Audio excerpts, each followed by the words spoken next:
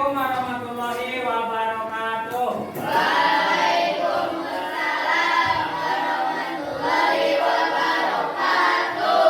Apa kabar anak-anak? Baik. Semuanya baik? Baik. Baik, sebelum kita memulai pelajaran, marilah kita berdoa bersama-sama.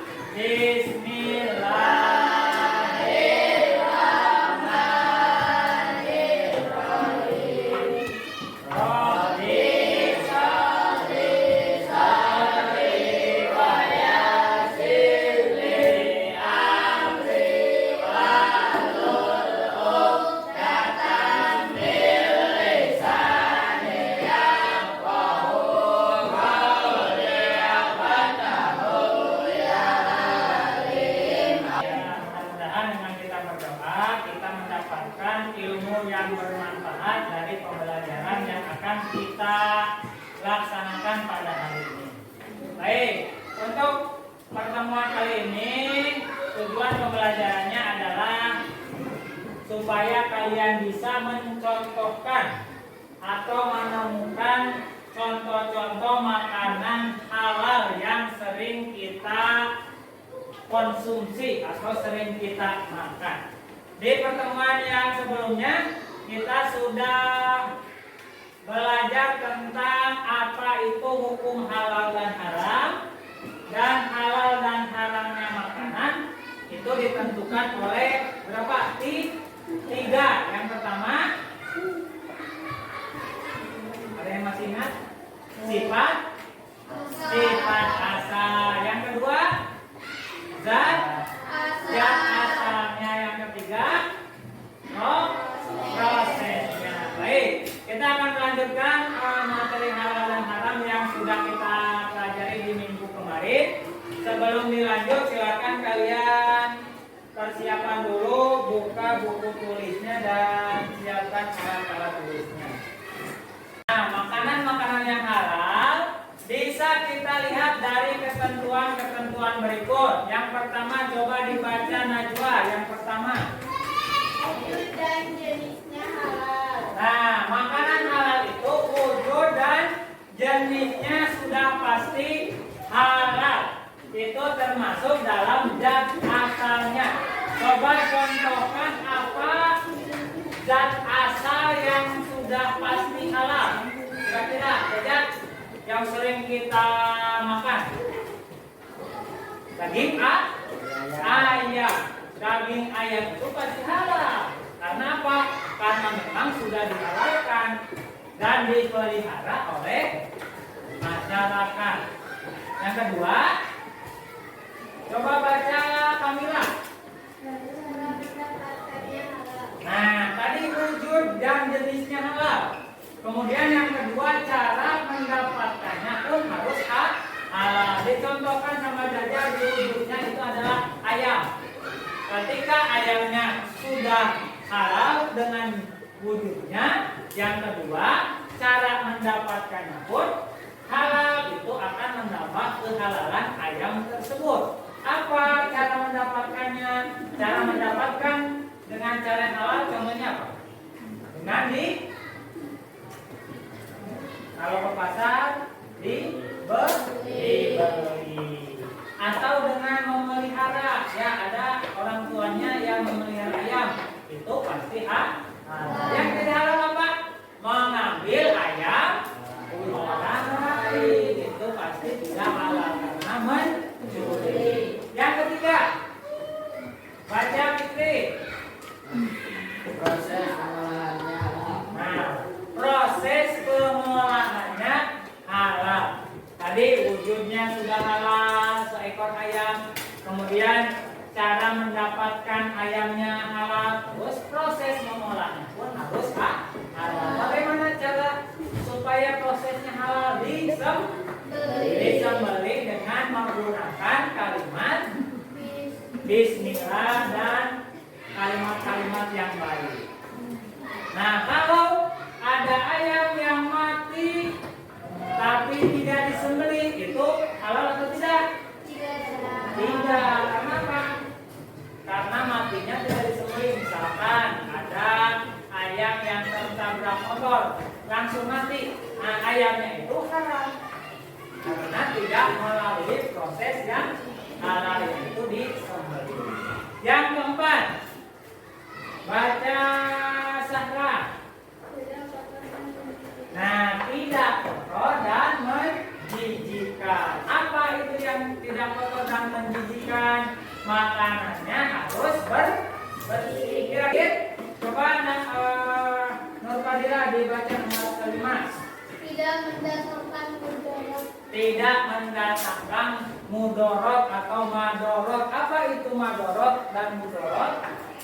Sesuatu yang tidak baik. Makanan-makanan yang kita konsumsi harus sehat dan tidak mendatangkan penyakit.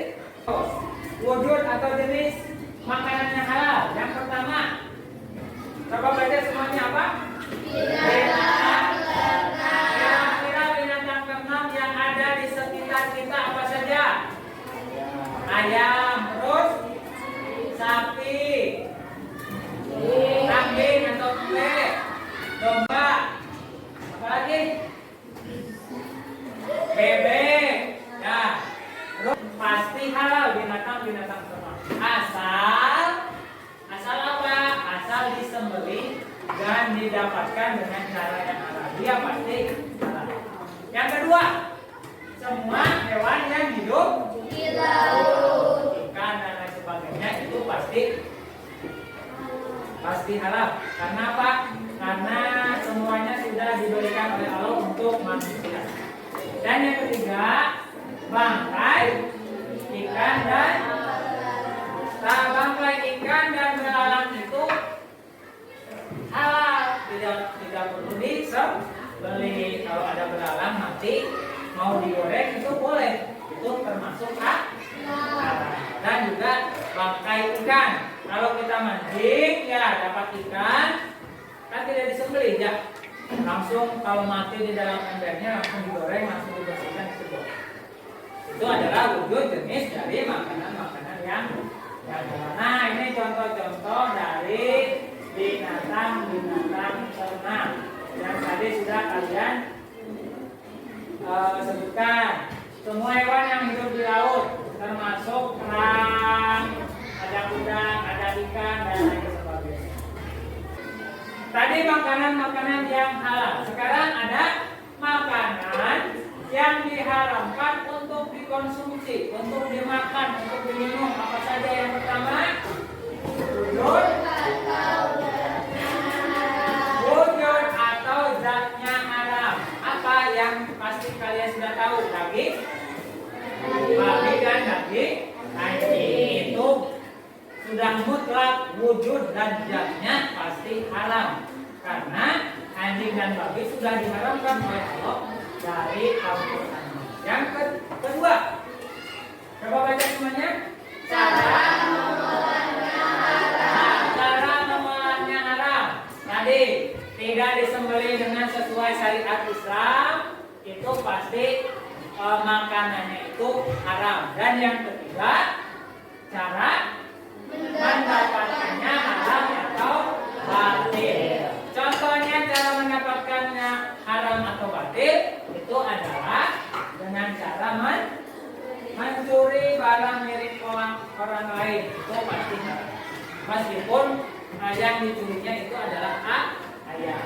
Ayamnya itu halal, tapi ketika cara mendapatkan ayamnya dengan cara mencuri atau cara-cara yang haram, maka ayamnya pun jadi halal. Yang keempat, makanan yang kotor. Tadi ya, kalau makanan-makanan orang-orang pindapan bisa jadi itu kalau kita itu menjijikan karena tidak sesuai dengan kebiasaan kita. Kalau mengaduk-ngaduk adonan itu biasanya kalau orang Indonesia memakai alat, pakai sendok atau pakai alat pengaduk. Kalau orang-orang India atau orang Pindapan itu mengaduknya pakai tangan kosong. Biasanya kan kita pakai. Kemudian semua makanan yang mendatangkan madorot itu pasti haram. Contohnya minuman keras, alkohol ataupun narkoba itu haram. badan kita, menimbulkan penyakit dan juga mendatangkan hal-hal yang buruk bagi. Baik, sesuai dengan tempat duduknya kita sudah bagi kelompok ya, berarti kelompok satunya dari sana, kelompok satu, kelompok dua, dan kelompok tiga. Bapak sudah menugaskan kalian untuk membawa satu bungkus makanan atau jajanan yang sering kalian konsumsi, suka kalian makan, dibawa atau keluarkan.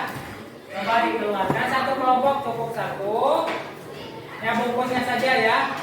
Nanti sekarang Bapak akan membagikan lembar kerja untuk kalian semua untuk dilihat dari bungkus.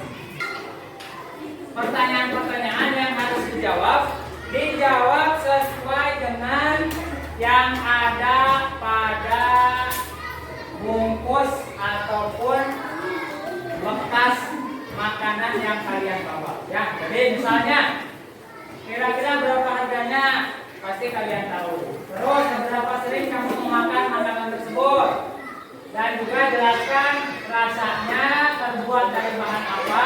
Kalau terbuat dari bahan apa, di dalam bungkus makanan tersebut sudah ada komposisi. Nah, ada komposisi. Kemudian di mana tempat pembuatan atau pengolahan produk tersebut, sudah ada nama perusahaannya dan nama kotanya. Dan terakhir, apakah kamu tahu dan yakin makanan tersebut halal atau haram? Jadi kalian harus menyimpulkan bungkus makanan yang kalian bawa itu adalah makanan halal atau bukan. Nanti kita diskusikan mengapa itu bisa jadi halal atau sebaliknya. Sudah siap? Ya, Bapak bagikan dulu lembar kerjanya. Satu kelompok cuma satu. Jadi silakan ditulis. Silakan kerjasama antar masing-masing anggota kelompoknya. Siapa yang bagian menulis, siapa yang bagian memikirkan jawabannya.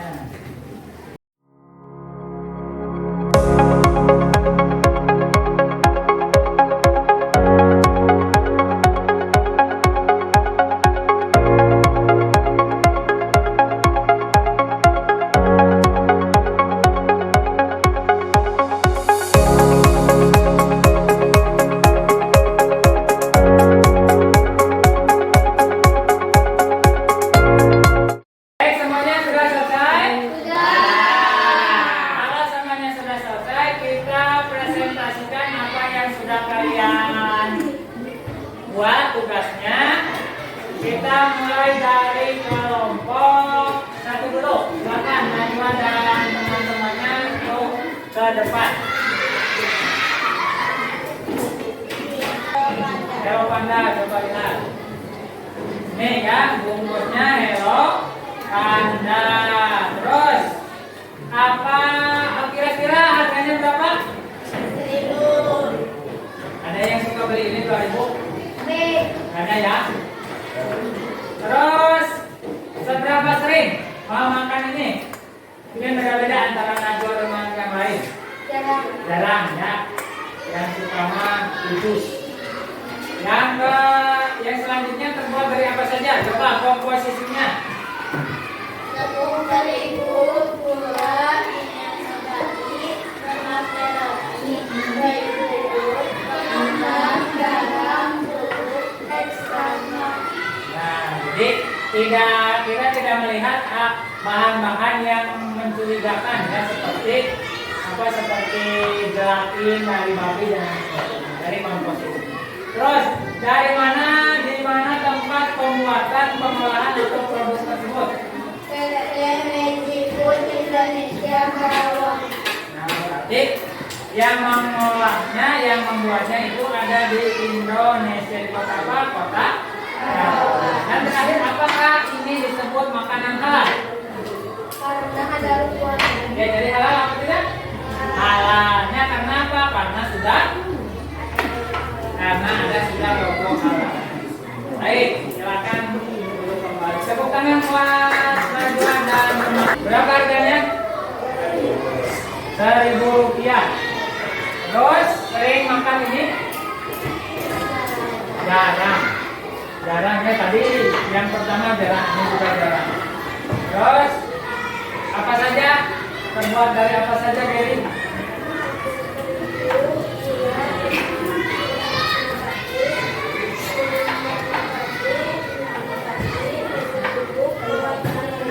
Ya, ini ada bahan-bahan yang mencurigakan ya.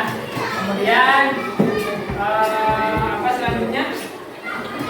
Rasanya, rasa dari yang ini manis, asam, asin, manis, gurih. Terus di mana tempat pembuatannya?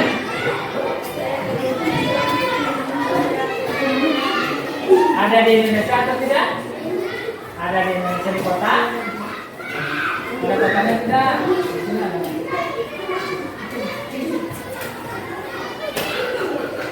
Di kota Gresik. Terus yang terakhir, apakah dari ini halal? Halal ya. Apakah semuanya halal? Halal. Karena apa ini halal? Ada logo halal dari. Ya, terima kasih. Tepuk tangan untuk Kamila dan terakhir, Gopek Snack. Namanya Gopek Snack. Berapa ini? 1.000, tapi tulisannya gimana? 1.000. Terus berapa sering makan ini? Kadang-kadang. Terus terbuat dari apa saja gopek ini? Tepung terigu. Terus minyak nabati, tapioka.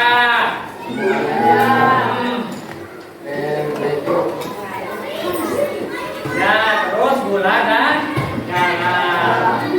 Dari mana? Di mana tempat pembuatan gopek?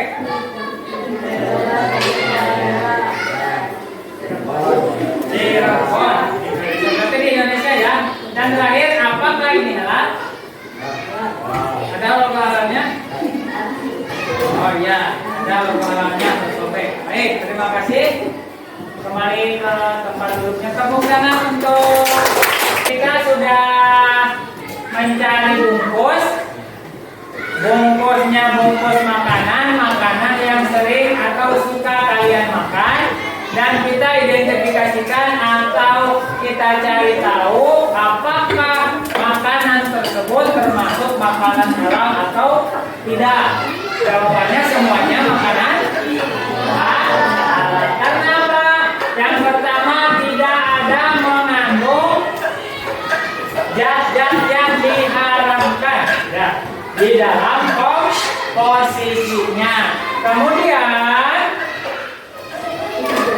di dalam bungkusnya itu tertera ada logo halal. Logo halal itu adalah logo yang bukan sembarang logo ditempelkan oleh produsennya. Itu ada yang memeriksanya dari BPJPH. Masih ingat BPJPH apa? Badan Penyelenggara Jaminan Produk Halal. Itu dari Kementerian Agama dan Majelis Ulama Indonesia. Ya baik, anak-anak semuanya, kita sudah mempelajari apa yang sudah kita bahas tadi. Sekarang sudah waktu menunjukkan pukul 11. Itu menunjukkan bahwa sudah berakhirnya mata pelajaran kita pada hari ini. Maka sebelum kita tutup, kita harus merefleksikan apa yang sudah kita pelajari hari ini. Kira-kira apa yang sudah kita pelajari hari ini? Penyebab halal dan haram di dalam makanan. Apakah materi halal dan haram ini penting bagi kehidupan kita? Sangat penting ya, karena kita jadi tahu mana makanan yang halal, mana makanan yang haram, dan ketika kita sudah tahu mana yang halal